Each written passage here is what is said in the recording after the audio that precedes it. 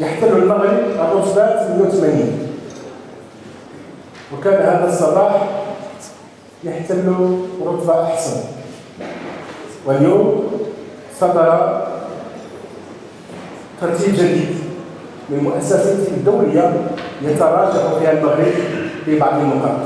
Il a chuté cette année de 3 points. Il a augmenté l'année dernière de 11 points. Mais en tout cas, le fait est là, c'est ce qui justifie des efforts plus assidus, beaucoup plus présents.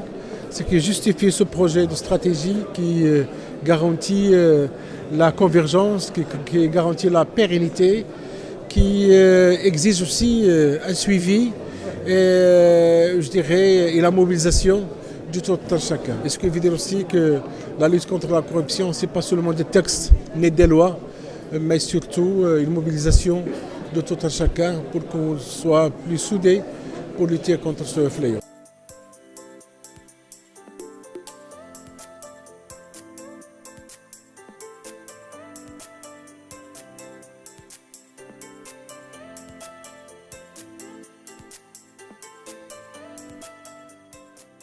C'est l'indice de perception de la corruption. Donc il ne mesure pas la réalité du phénomène, mais il mesure la perception des gens, tout confondu.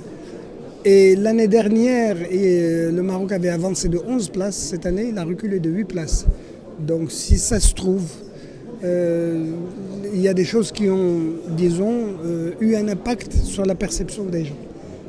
Probablement que l'année dernière, je veux dire 2014, il y avait des annonces importantes, en particulier la nouvelle loi habilitant l'instance nationale pour la probité, la prévention et la lutte contre la corruption. Et donc ça a soulevé peut-être quelques espoirs.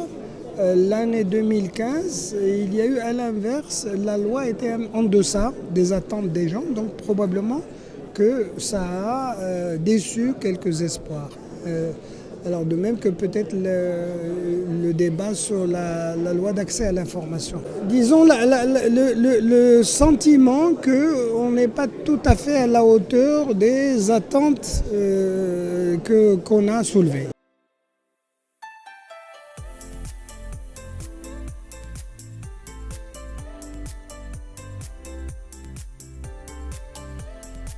Pour moi, cette stratégie est de nature à rendre la mesure plus objective, moins subjective, moins sensible à la perception, parce qu'on aura des objectifs clairs, des délais, des ressources, et on pourra mesurer jusqu'à quel point on a atteint les objectifs, disons, horizon temporel par horizon temporel. Au bout de 2 ans, on peut mesurer où en sommes-nous par rapport à ce qu'on a promis dans la stratégie.